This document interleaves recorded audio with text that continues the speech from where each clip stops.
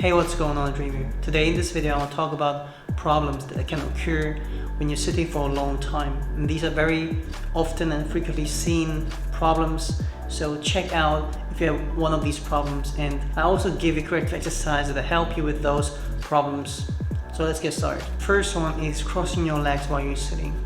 This is a very common and easily overlooked problem. You might think, oh, I'm sitting with my hips, so what do my cross legs, how do they relate to this problem?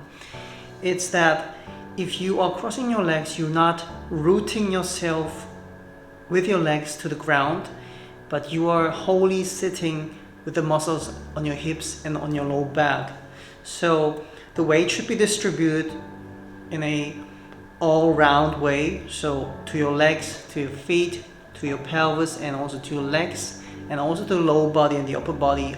Each of these parts has their own percentage, the natural percentage, their most efficient percentage of weight bearing.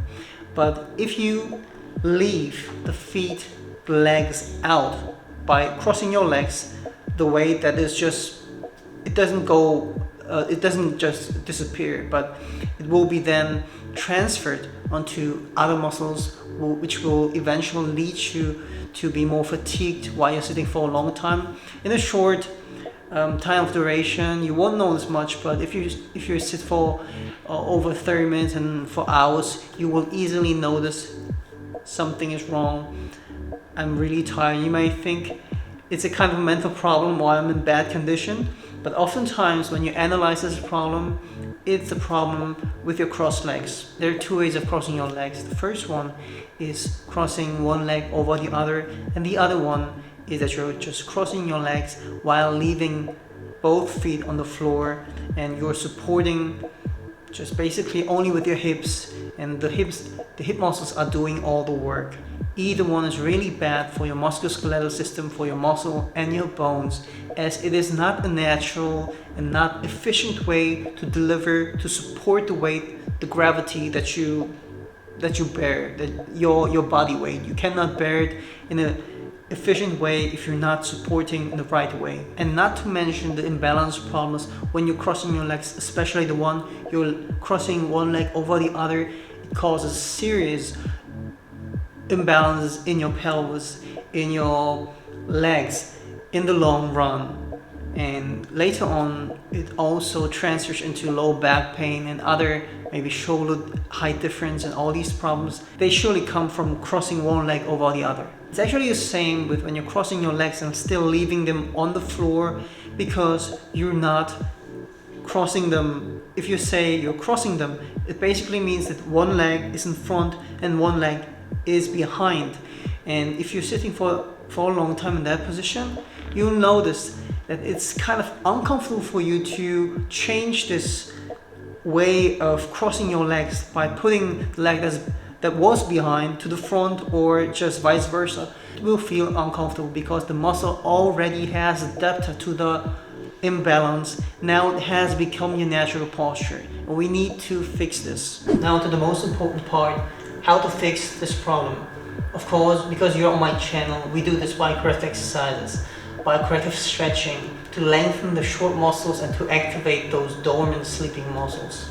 The problem with crossing the legs is that your external rotators of your legs, the muscles that rotate the pelvis outwards, they're overactive. It means they're short, they're doing too much work. Let's just say they're short and tight. And so we want to basically stretch those out. It is by starting in a sitting position, and cross one leg over the other.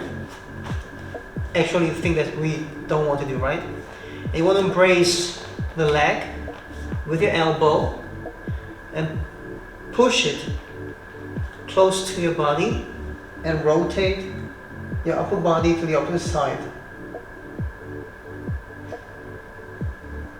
You will instantly notice a stretch on the outer side of your hips. Hold there. We're doing a 20-second stretch here for those who have really tight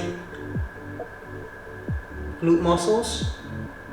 You can start with 10 seconds, 5 seconds is okay. We're already always starting from a point where you feel comfortable with, and then slowly progressively increasing it. Alright, now the opposite side. Embracing the leg with your elbow and rotating the upper body to the opposite side.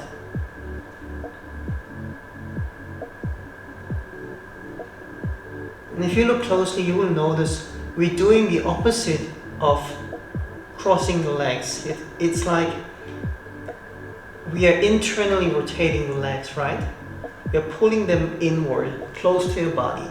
But if you're sitting and you're crossing your legs, you are opening them wide out, right? So we are practicing the opposite. Well, corrective exercise is always the same.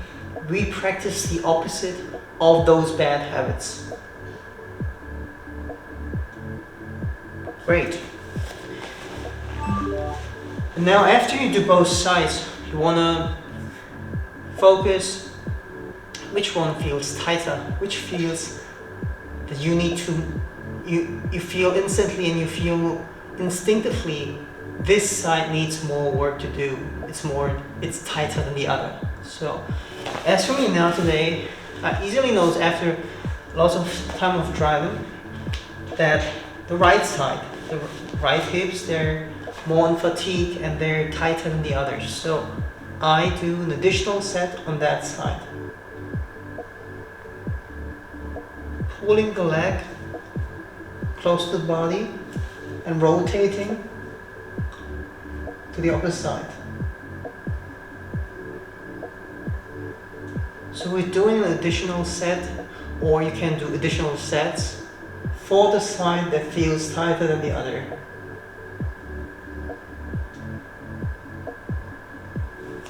Nice.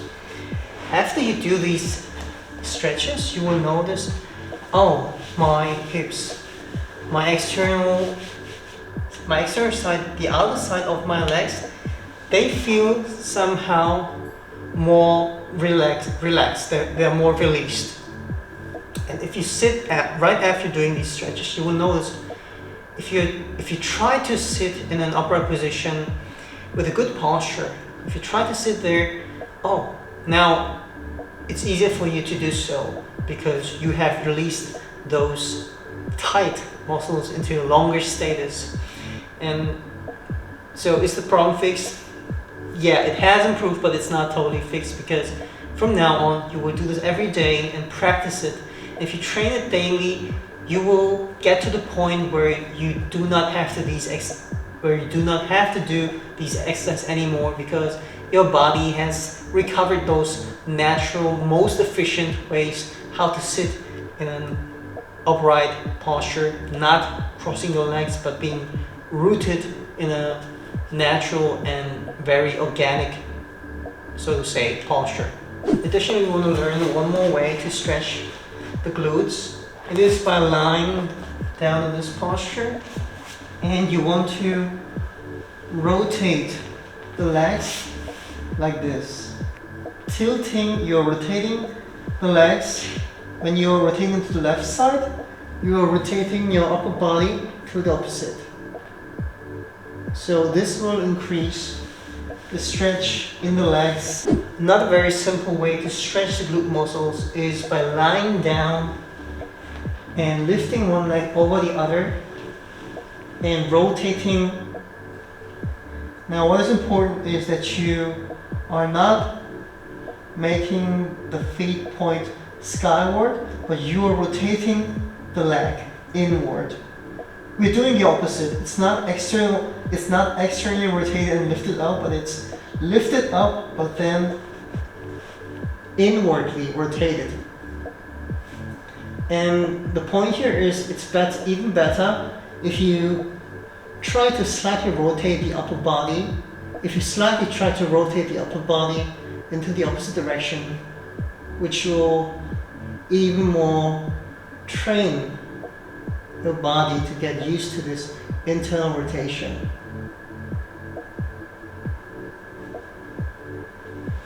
Great. Now the other side.